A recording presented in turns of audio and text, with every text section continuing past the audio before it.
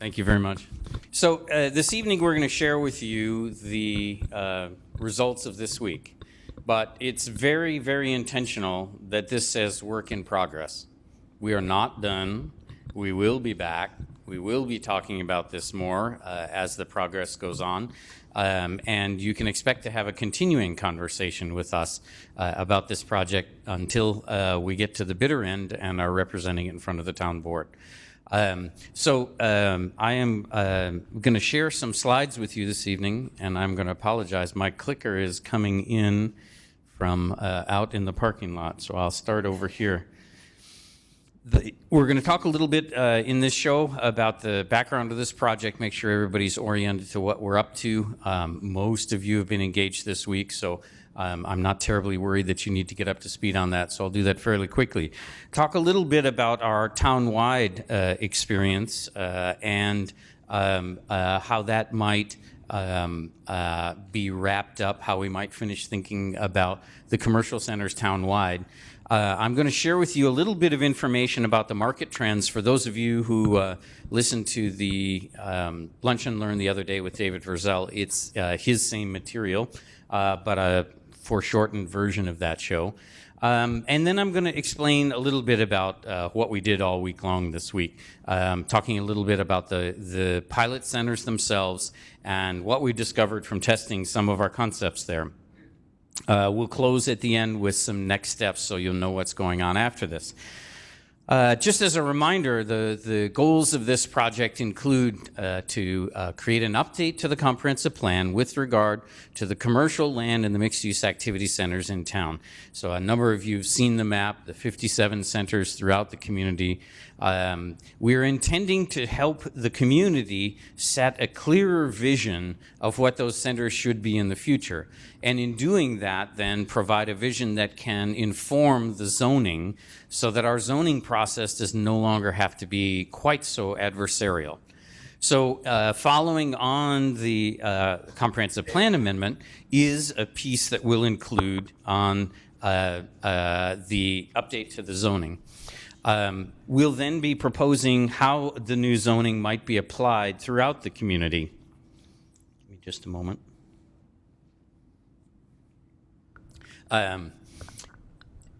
So I wanted to say a special thank you to all the people who provided space for us during the course of this. It was pretty incredible to be so many different places. We started out Saturday morning in the ground floor of the Hyatt.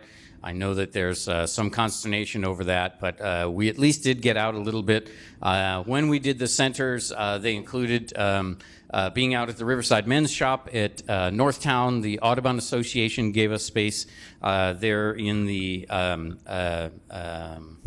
Walton Pond, thank you.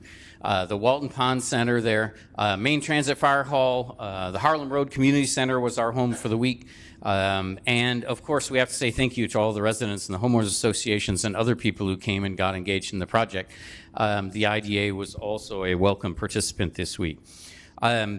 I'd like to say a special thank you. There are actually a number of the town board members here, but they've been engaged during the course of this week, and we're very pleased that we're getting that level of support for the project. So let's talk just a bit about some of the town-wide challenges. So the maps here, for those of you who've been engaged before, there's nothing different or new about these, the same map. On the left-hand side, all of the centers by their scale, whether they are neighborhood scale, community scale, regional scale. On the right-hand side, the various mixed-use activity centers. And you'll note that a number of centers on the left are undesignated, they're left white. And on the right, many of the centers that already have a scale are also doubled up and have mixed-use activity. So it's a very confusing system you have today, even without these two maps. It's hard to know what you're supposed to be doing in any given center. And we believe, as outsiders at least, that that's leading to part of the confusion and part of the consternation over the kinds of zoning that get applied in these places, and therefore the kinds of projects that have been enabled. So just a little bit about the economy, because this is really driving the conversation here, is the economic development in this area there is pressure for new development. It's a good thing because there hasn't always been. So while you had a substantial hit in manufacturing jobs between 2001 and 2010, manufacturing has actually been growing again in recent history. And in fact, many of your other sectors have already been growing. So all of the sectors are actually growing, which is a wonderful thing. In addition, you'll see, especially here, the bump that was regional office shown here in that second blue column. This is the percent change in the property assessment, meaning the jump in the assessed value of properties. And so there was a huge jump in the assessed value of properties for office purposes between 2010 and 2013. On the other hand, more recently, the last 3 years, when the growth has been strong in the community, the office share of the market has not been increasing. In fact, the industrial share of the market has actually been reduced. So a little bit of a warning sign here, an early warning for the community, that perhaps some of the business as usual kinds of expectations cannot be relied upon in the future. Some of the examples that David provided about lessons learned were very valuable in helping us think about the kinds of spaces that we were drawing in our test sites. So older office parks are actually facing challenges all over the U.S. They need a unifying vision. Commercial centers or office parks need a unifying vision to achieve success. Public space and placemaking in those kinds of places are an essential component of what's there. Transit itself helps. It's kind of bonus, but it is not a necessary requirement. In addition, public-private partnerships are typically necessary to get these kinds of mixed-use places, especially with the placemaking components, off of the ground. Redeveloping suburban communities takes a long time. This is not a wave the magic wand thing that happens overnight. And finally, Amherst has a real opportunity to actually reinvent itself as a leader in how that suburban revitalization occurs, in managing it to your own flavor, your own type of development is very important. So the analysis done by David Vercel is an update to the comprehensive plan, and he looked at 6 planning analysis areas. Here they are in color on the map. And I'm going to go through each of those fairly quickly here. Basically, in Northwest Amherst, the future development needs 270 to 426 square feet, 1,000 square feet of office space, 224 to 311 of wholesale space, 78,000 to 129,000 square feet of retail space, no new manufacturing. One of the priorities suggested here is the redevelopment of the Audubon Industrial Park.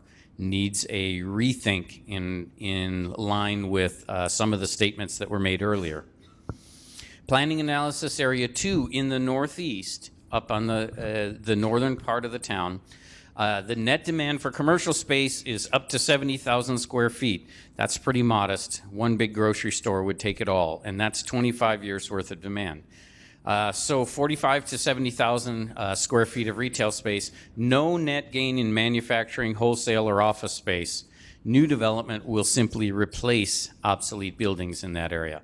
So not a lot of demand in the northeast portion of Amherst. The priority is finishing the build-out of Cross Point Business Park. Planning Analysis Area 3, this is the area around UB, sort of in the center of the town, but on the west side of the center. Net employment growth, 1,300 new jobs in this area. Demand for commercial space, much more substantial, about 450,000 square feet. Significant demand for office, significant demand for retail.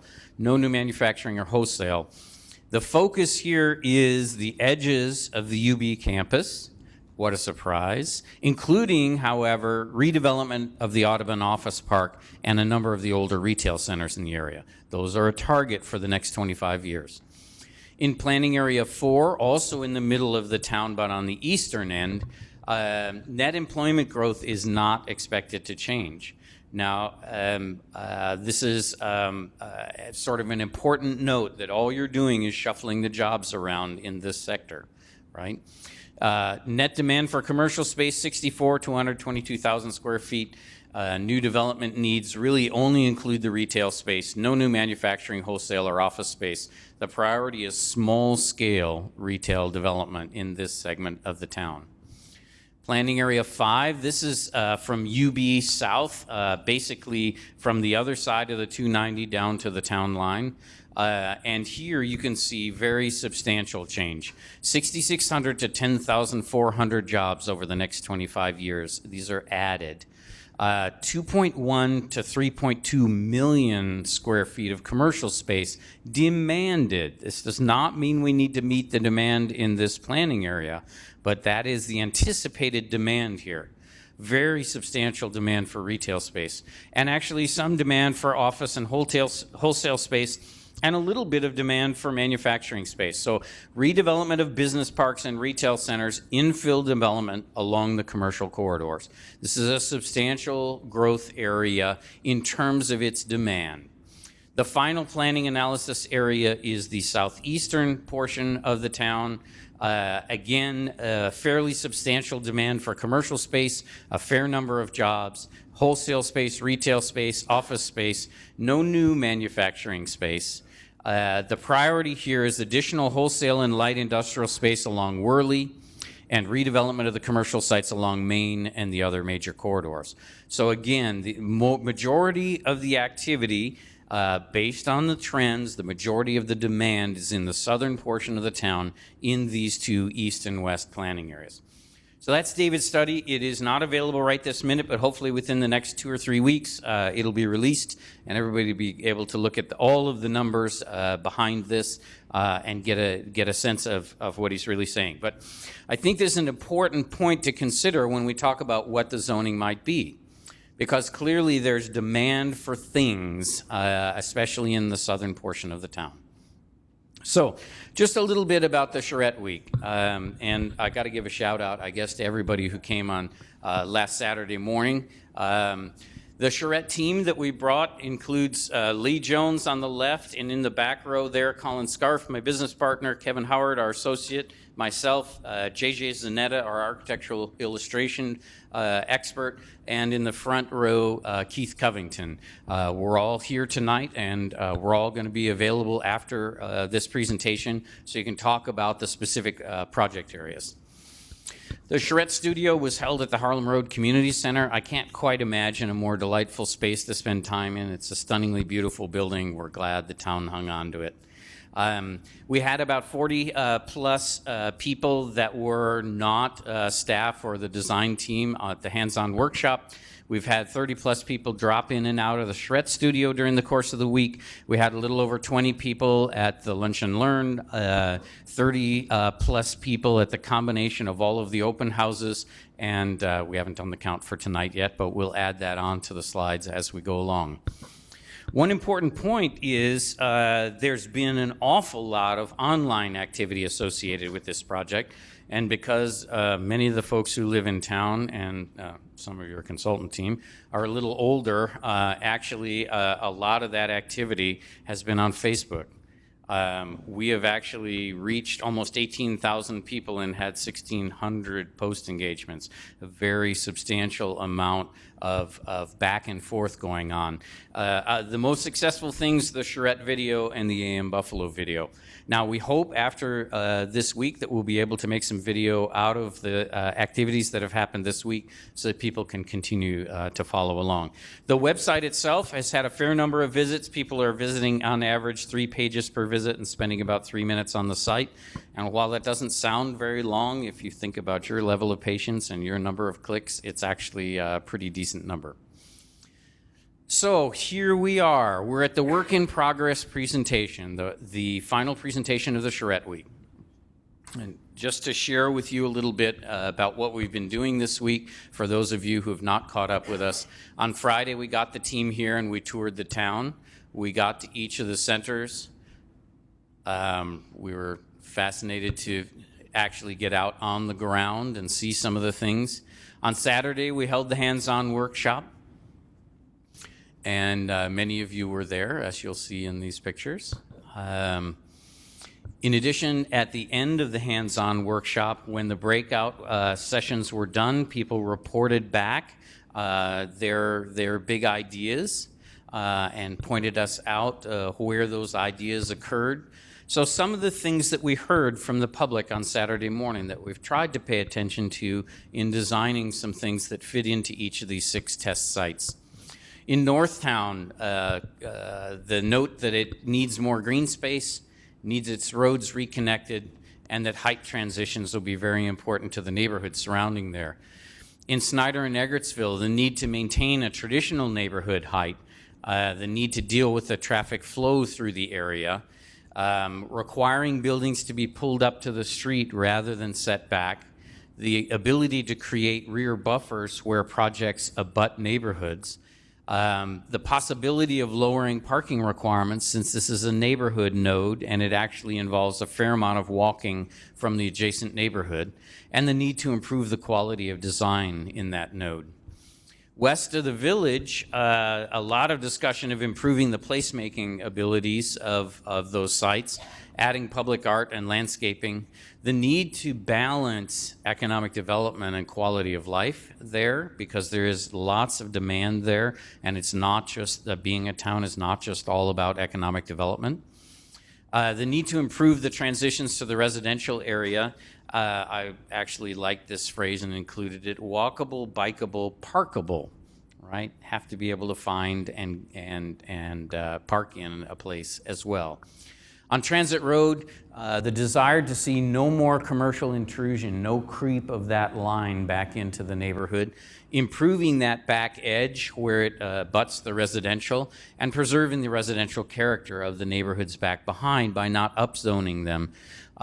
Fixing at Gettsville, fixing the intersection of Millersport and Stall Campbell. Everybody talked about that. In fact, there was a major transportation issue and safety issue there. Keeping that center neighborhood scale to service the nearby area and not bringing it up to substantial additional height that would attract regional draws. Improving the pedestrian and bike access from the nearby neighborhoods. So those are just some of the things that we heard during the report back from each of the tables. We actually have some substantial amount of additional information. This is a community that likes to write, and so we had provided comment cards as well as a little word card, and we got a fair amount of those back. I actually really like this one. Existing buildings need revamping, not infringing on residential areas, but improving what exists. That's probably a pretty good descriptor of a lot of what needs to be done in this community. On Saturday afternoon, we held a separate set of pilot center meetings, one for each of the pilot centers through the afternoon and on into the evening. On Sunday, we began brainstorming about what we might do to bring some of the ideas from the community to fruition and rethink the zoning in the 6 pilot centers. We ran an open design studio throughout the course of the week. Anyone could drop in and see us, and many did. You can see the design studio here. We brought forward some preliminary concepts. Those were drafted fairly quickly on Sunday as a way to respond to Saturday's conversations. Those preliminary concepts moved to drawings of how buildings might sit on the property, and those preliminary concepts, Monday noon, I gave a little session on form-based codes for folks who are interested in the technical wonky details of this stuff. On Tuesday, we ran one on the market trends with David Vercel. But then Monday night, we held a drop-in open house. So this is a first of 2 feedback loops that we've got set up this week. The first was from Saturday morning through Monday night. So we saw many of the same people at both events, and they got a chance to hear and see whether we were paying attention and whether the drawings reflected what they were talking about. So those drop-in open houses were held, a generic one at the Wyndham down near Williamsville with all of the centers in the afternoon, and in the evening we broke them out. This happens to be the Transit Road open house at the Transit Main Fire Hall. But we held a series of them. This was probably the most interesting. I don't think I've held an open house in a men's shop before, but we did resist the temptation to replace our wardrobe. We also, during the course of Monday and Tuesday, we ran a number of stakeholder meetings. Those stakeholder meetings were really more focused sessions with people with specific interests in either property or in technical issues. So I met with a variety of town staff. We talked about stormwater issues. We talked about issues related to streets and roadways and streetscapes. We met with a set of focus groups that we had met with on our earliest trip here, including a series of young professionals that we met during our first visit, a special target for us because typically you don't see them in the room and they're not here tonight, so we were excited to get them engaged at all. Since then, we've been refining those ideas based on the public comment we received on Monday and the comment we received from town staff. We did an introduction of all of these concepts to the working committee last night, and I think received at least a grudging support of where we were headed. Of course, the devil's in the details, and they're very interested in the details, but we had a great conversation about all of the centers with the working committee. Following that, of course, the team worked quite late into the night, and thank heavens the town board authorized some overtime for the maintenance guy in the community center who stuck with us until late in the evening. Our final preparation included inking and then some digital coloring. You'll be able to see some of that shortly here. And of course, JJ worked his magic on our drawings. The final preparation included getting to the point where each of the site plans is now rendered so that you can understand them a little more easily. So let's talk a little bit about each of the pilot centers. Basically, there's 6: Gettsville, Northtown, Eggertsville, Snyder, Village West, which really means from Union back towards the 290, and Transit Road. They all had a different purpose for being chosen, and we'll talk about each of those as we go through the individual centers. If you remember any of the materials from the working committee, you would have seen a discussion of why these were selected. Gettsville, because it was a suburban node, disconnected, sort of pod-like out there, sitting alone by itself. Northtown, selected for its deep and large parcels, representative of lots of the land on Transit Road, on Sheridan, on Niagara Falls Boulevard. Eggertsville and Snyder, the more traditional nodes in the community.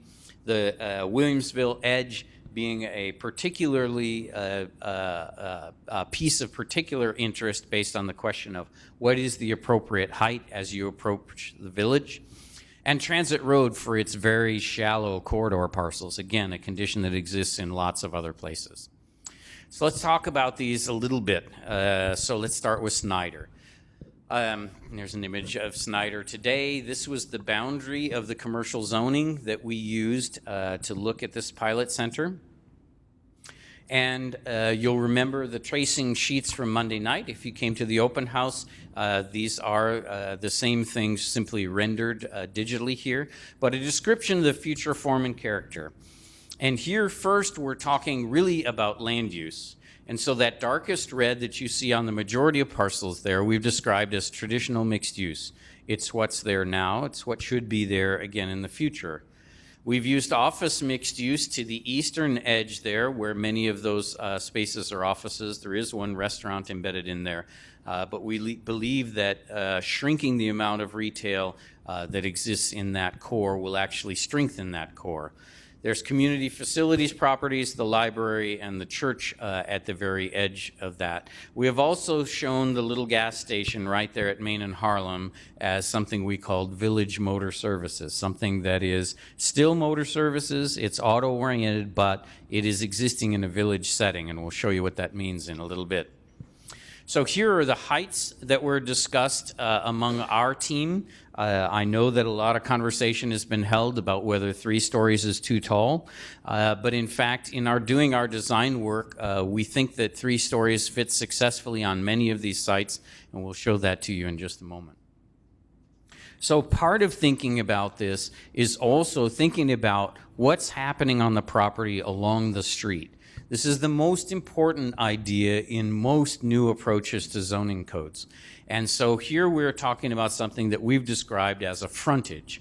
That line along the front of the property, whether it's green, red, or yellow in this instance, tells you something about what might be happening on that portion of the property, and allows us to either provide a consistent look and feel or actually change the look and feel up and down the corridor.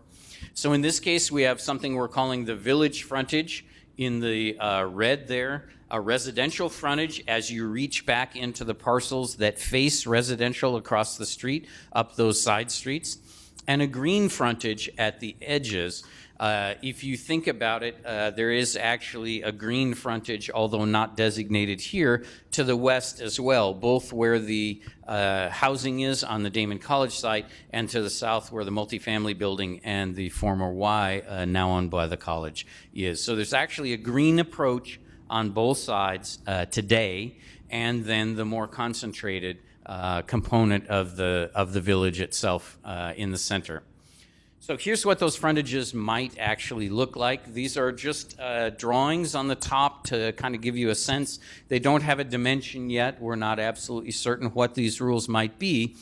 But the notion of a village or urban frontage here with trees in grates, wide sidewalks, buildings pulled up to the street, as opposed to that green frontage that we were talking about, trees in a tree lawn instead, and a large green lawn space with the building set further back. These are two different patterns of development, both found specifically in the Snyder node. Just to show you a couple more frontages that we're going to be using later on so that you've got a visual of how those might work. A residential frontage in which you see the stoops or porches here, very similar to the green frontage, but driveway accessing parking behind, for example.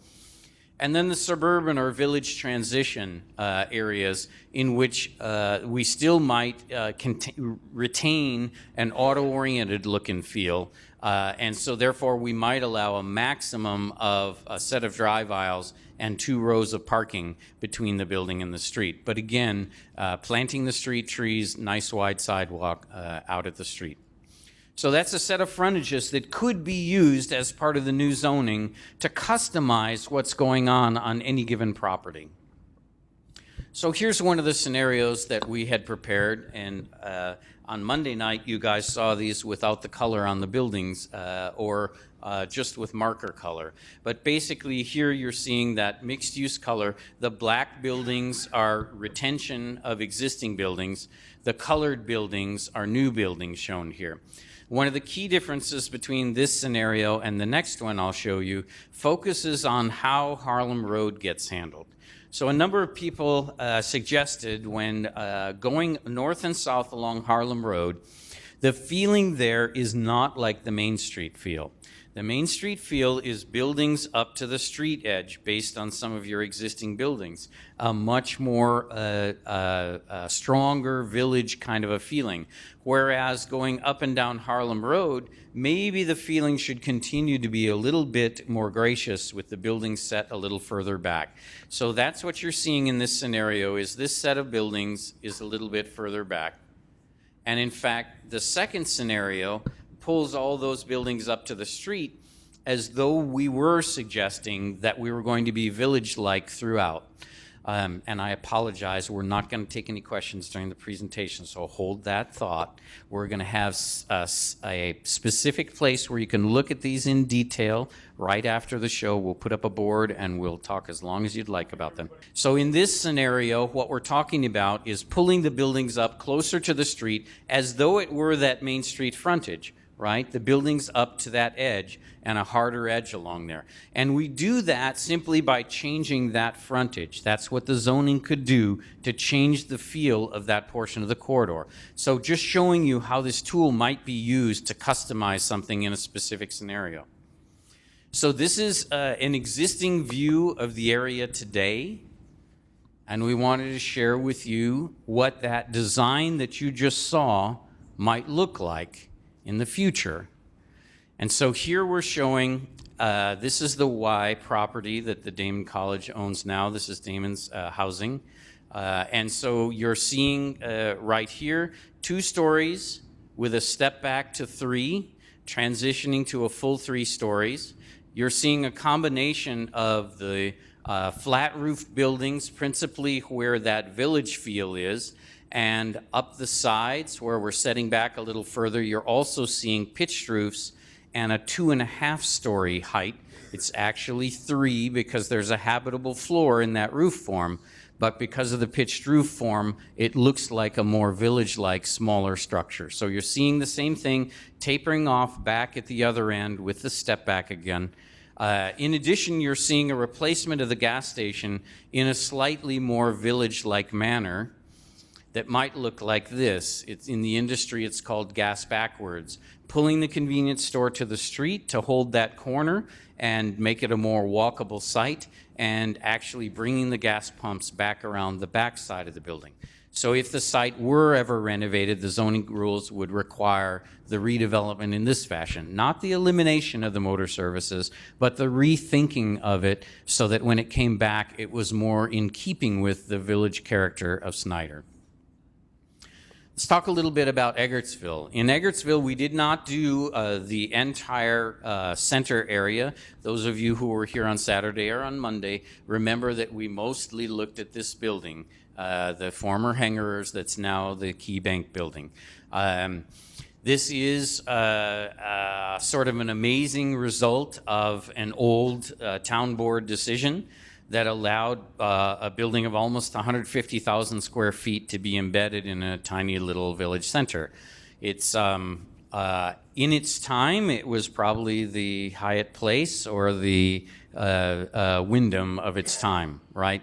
I don't know how this got through, but it did, right? So it's an example of the kind of thing that we should be managing again in the future so it does not happen again. So here's the site. This is the existing building. Many of you know Sacred Heart and its new gym to the other side. Sacred Heart is using this portion of the parking lot now for parking, and the Key Bank building is only using this portion of the parking lot for their own parking associated with the sort of back office business that they have there.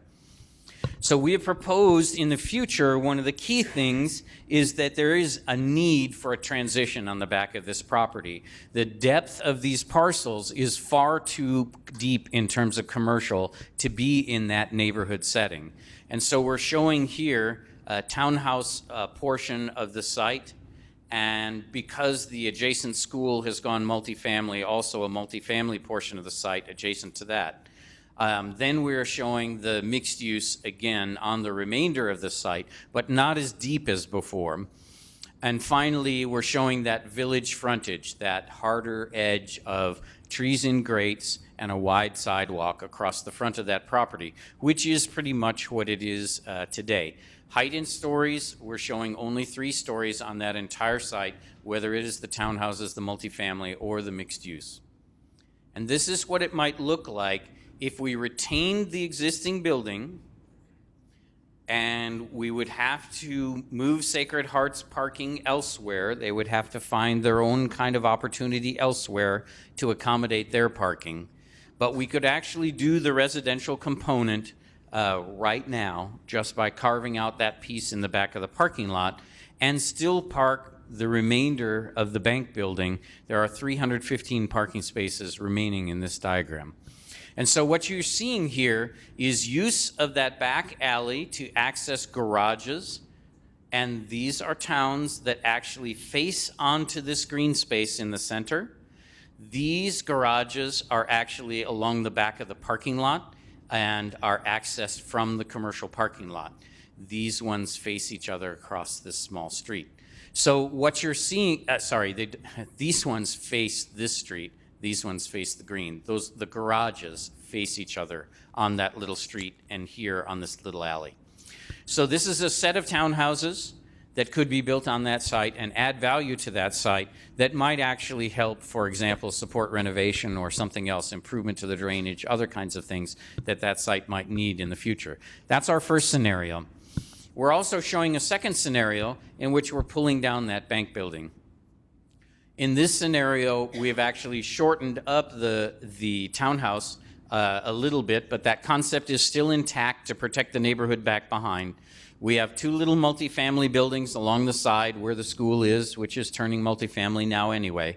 And we have 4 mixed-use buildings, but they're pulled up to the street, and there's a green space at the corner to become part of a community gathering space, part of that placemaking and rethinking of these kinds of places. This is the existing building, the existing site. You're seeing the church in the foreground, Sacred Heart, and its gym in the background. Everybody oriented? Here's what it might look like. So this is 3 stories tall of mixed use across the front, multifamily going on up Harlem.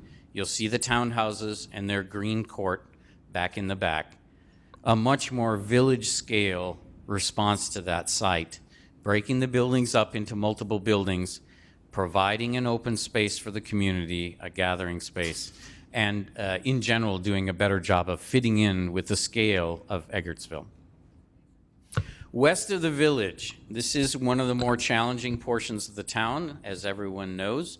It is also, from a market perspective, this is the hottest part of town right now, about to be perhaps beaten out in development pressure only by the other side of the village, where land is very cheap right now. There's a building going up already, and you could see many more small mixed-use buildings going up on the east end of the village. But here on the west end of the village, this is the boundary of the commercial zoning that we looked at. Some people asked why we didn't include the big residential building and some other things. It's because at least currently they're not zoned commercially, but they could be included in this zoning rethink as we move forward. So here were the future form and character proposals for this area.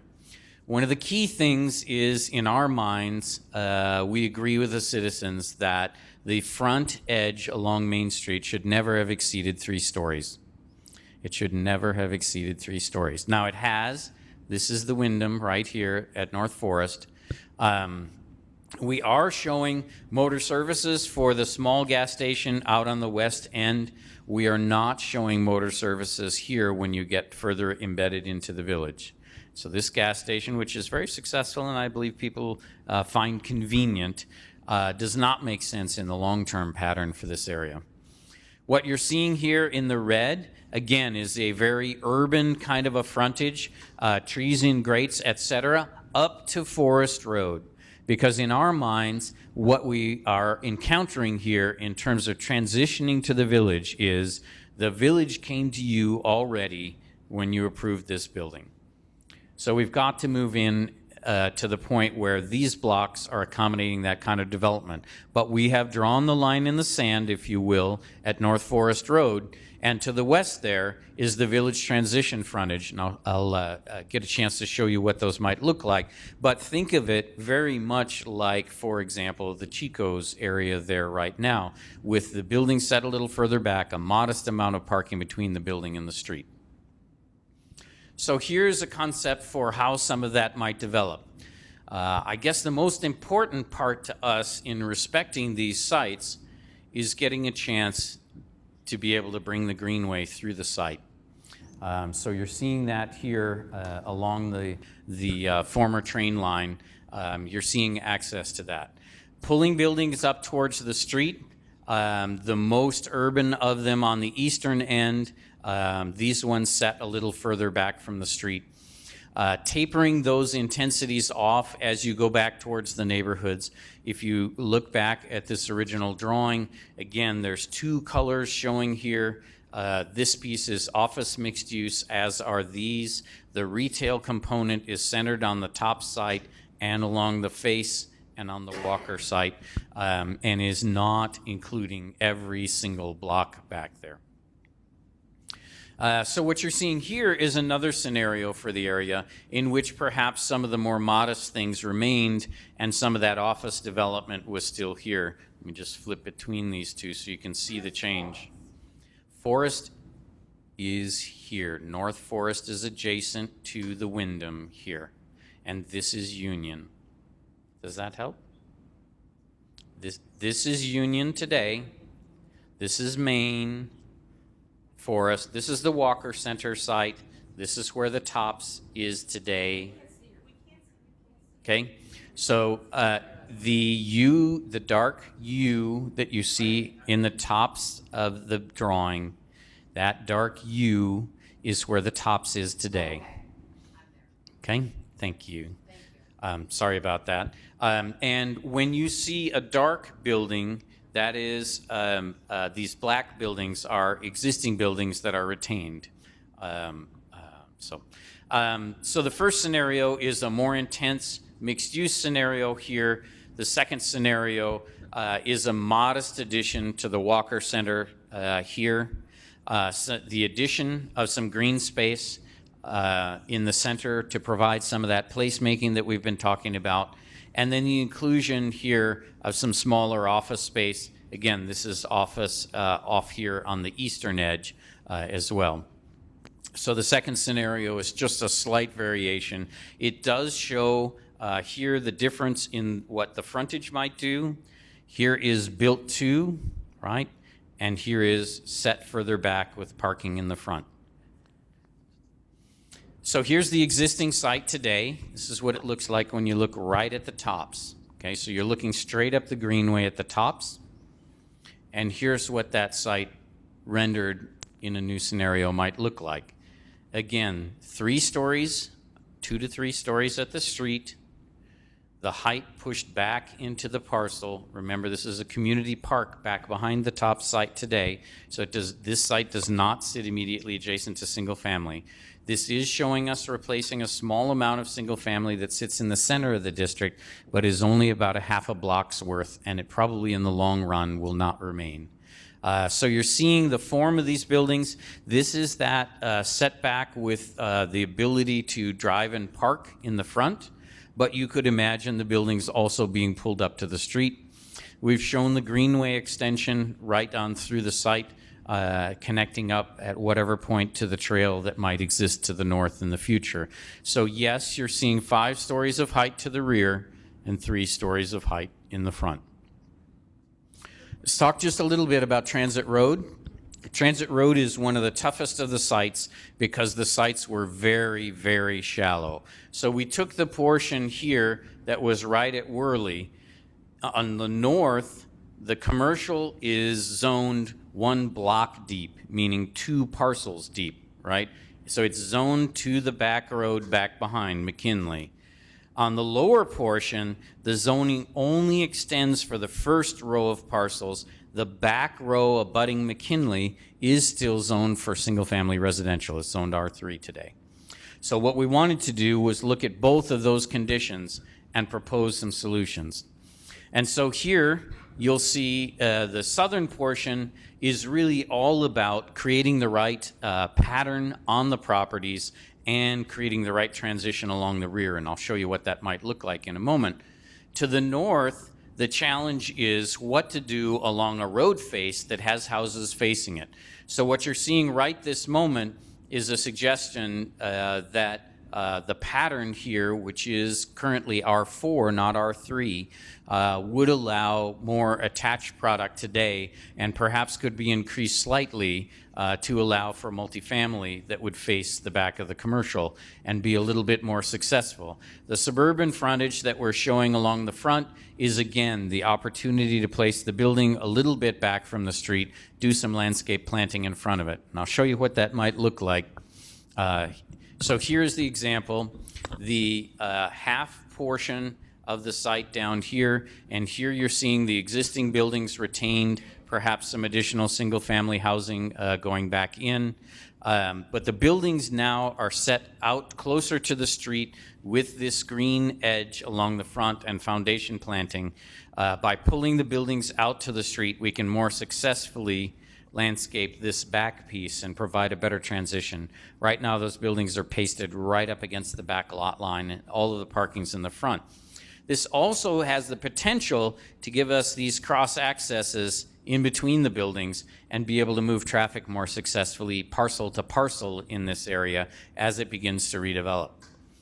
In this northern portion, what you're seeing here is really the same pattern for the main building, A more substantial parking field, here if you want anything more than a one-story building, you probably have to have no building next door, and you have to use that site completely for parking, right? But here in the northern portion, there's more substantial opportunity for parking behind. And again, we have shown a residential transition so that you would have residential uses facing residential uses along the road.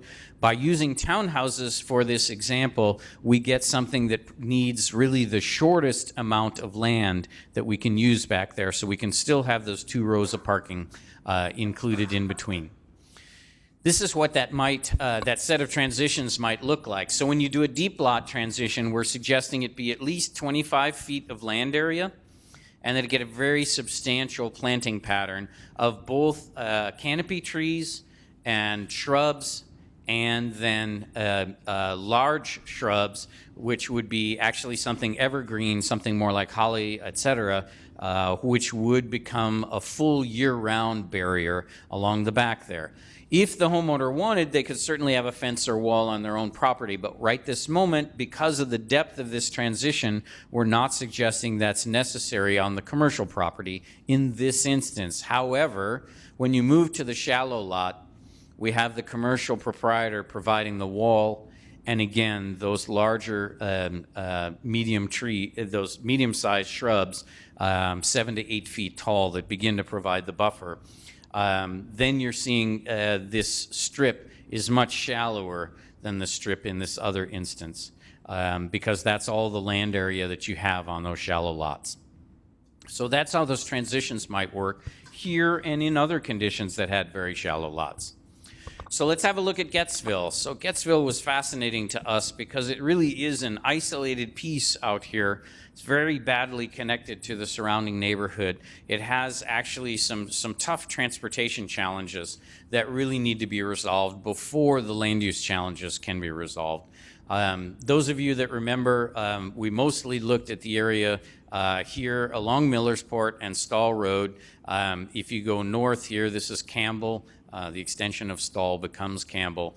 For those of you who are familiar with the area, Burger King, the former ITT Tech, for example. The future form and character, we've shown neighborhood mixed use in this area. I think, again, important to talk about what the character of uses are. This is the area that was suggesting that it best served the immediate surrounding neighborhood and not the traveling public up and down Millersport Highway. We are showing that suburban frontage along the front and the sides of the new connection from Sylvan Parkway back to Stall Road. And that suburban frontage would allow for the building to be pulled up, but would also allow it to be set back behind parking, which is the most likely scenario. And we have called for a residential transition frontage on the back because there are single-family houses facing the backs of those buildings today. And in fact, they're in fairly sorry condition here when you look at the back of this development. So here's the scenario for that area.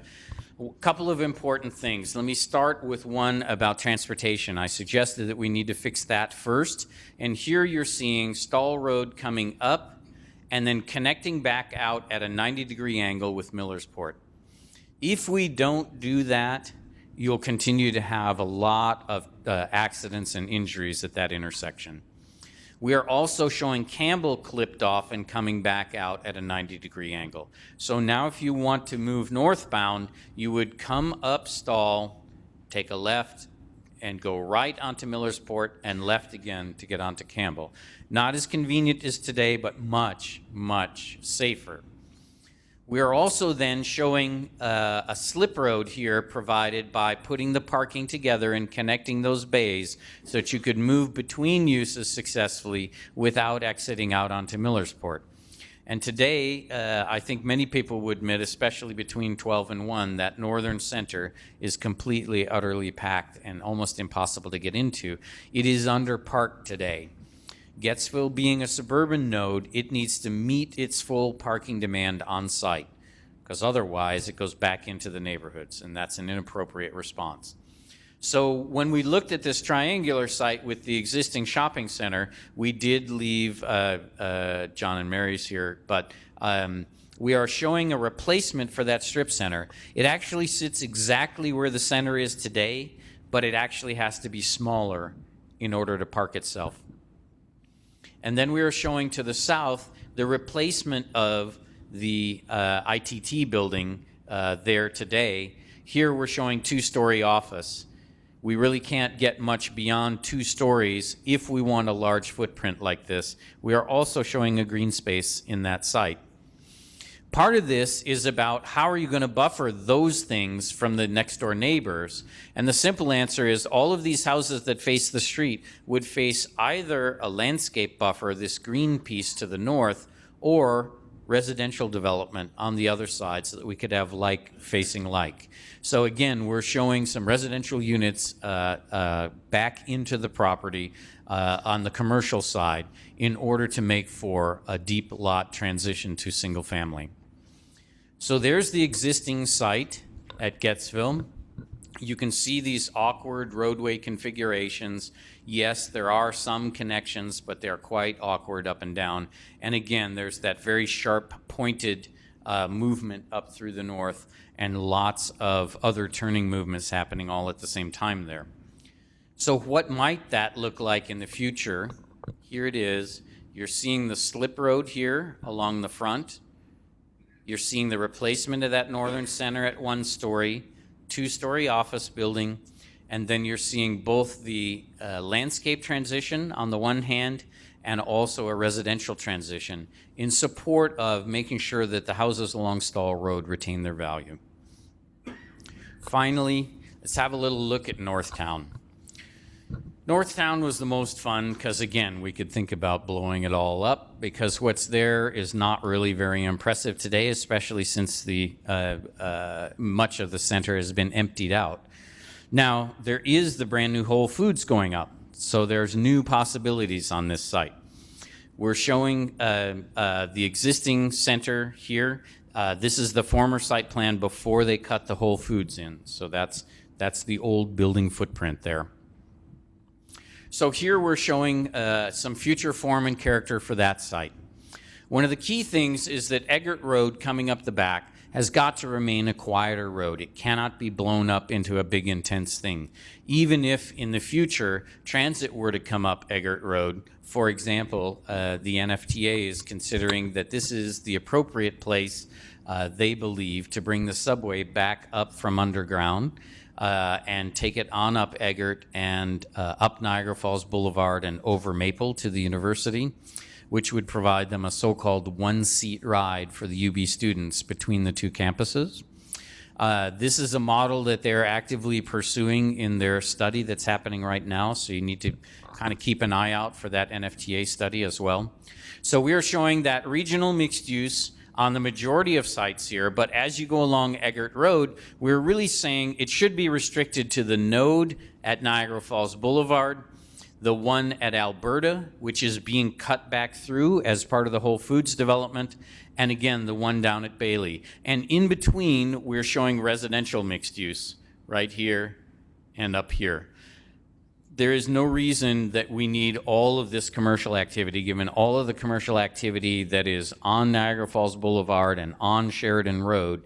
There isn't any reason to bring all of that retail activity both back down to this small Eggert Road back behind. We are, on the other hand, we're showing 3 stories around the outside edge. Again, a very similar idea to what we're showing for the edge of the village. The need to bring down the scale of the buildings as they as they become adjacent to the roadways and the sidewalks, and showing the bulk and mass, the 5 stories here in this instance, in the center of the site. And we'll talk about that a little more as we look at the individual pictures. So we did, again, 2 scenarios, one which really just infills the existing site. And so, again, these dark buildings are the existing buildings. This is actually the new Whole Foods footprint. And here's Alberta cutting through along with Carmen. And this is the existing center that's there today. These brown and pink buildings are new. You're seeing the node here at Bailey, the node again at Alberta, and out here at Niagara Falls, and residential in the other buildings in between. Potentially something like live work could be there, in which there were smaller units, lower intensity commercial opportunities along that backside. We're also showing, in order to intensify this site, the need for parking decks. So here's one substantial parking deck, and here's the other. Each of them serves a surrounding area of mixed-use development. We're showing a green space here as you enter the site, a green space here in the redevelopment of the site on the portion to the east, mixed use along the roadway, and residential above in the inner portions of the site. What this scenario does is builds, instead of a pool of parking right in the middle and a one-sided strip shopping center, you actually get a small Main Street feel internal to this entire site through here, as the buildings line a single small street, a walkable street. So this is what many people describe in the industry as drive-to urbanism. I drive here, I park in the parking garage, but once I've gotten there, I'm willing to walk around in the same way I might in the village of Williamsville, because I'm on a delightful little street. We have another scenario where we couldn't resist taking out a little bit more of it. So here you can see the change. We've taken out the two major buildings on the site, the L of the existing single-story buildings, and we've replaced those with a finer grain of footprint buildings, and we put in an additional parking structure here in support of the new development. You'll see again the inclusion of green space as public open space in these portions, and the support for an internal Main Street throughout the site. So again, what might that look like? Here is the lovely North Town Center today, just before they tore the end down here. This is the Whole Foods site right here. Okay, so it's right before that was torn down. And here's what it might look like in the future. So again, here you're seeing the residential component supported by the commercial node as you enter the site. You're seeing liner buildings that hide the parking within the site, and a very walkable interior here. Again, parking structure lined by a taller building. The tallest building embedded in the center of the site, not out at the edges. This is the Whole Foods footprint, so you see redevelopment both to the south and north here. One additional thing that I can't resist suggesting here is we did include a station area right here, and there's the subway as it's just come up out of the ground, and it's about to go on down Eggert and head around the corner. So these are some of the kinds of future possibilities you should be thinking about as you think about that corridor on the west edge and its new transit which might come. It might only come as rapid bus. If so, it would be on Niagara Falls Boulevard, we're told, but it will still be nearby this site. And no matter what, these sites will be desirable intensity opportunities within the town. So I just wanted to show you a little bit of what that internal street might look like, because I know it's hard to envision that in just 2D. So imagine this is the shopping street internal to the site. You're looking at the green space in the background, on-street parking to protect the pedestrians, wide sidewalks to allow for outdoor dining in appropriate seasons. And this version is 3 stories tall.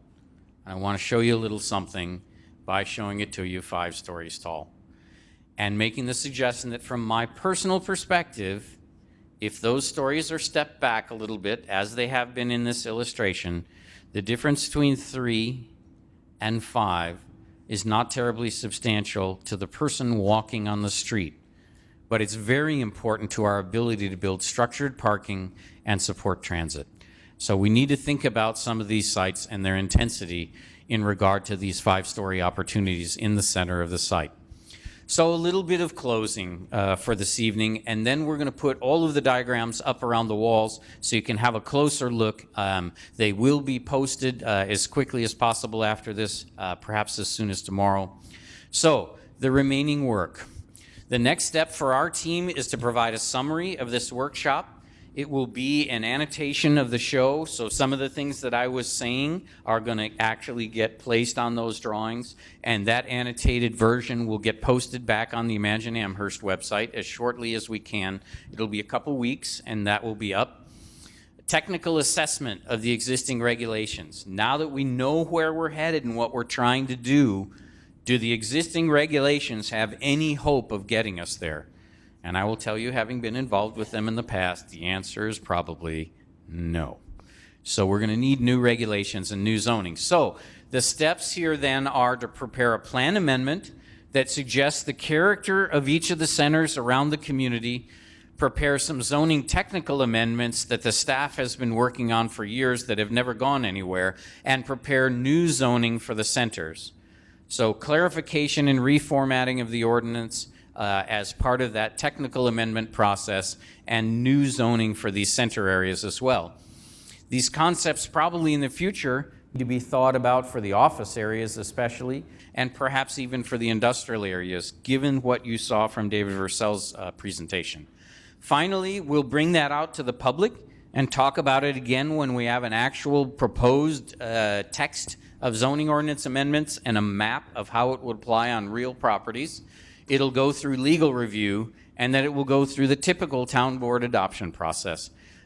During that process, while we come back and visit to run those hearings, we'll actually during the day be training both staff and local design professionals on how to use the code, and we'll be educating planners from around the region. This, remember, is a NYSERDA grant-funded project, and so we have the opportunity here to actually tell everybody else the story of what Amherst is doing.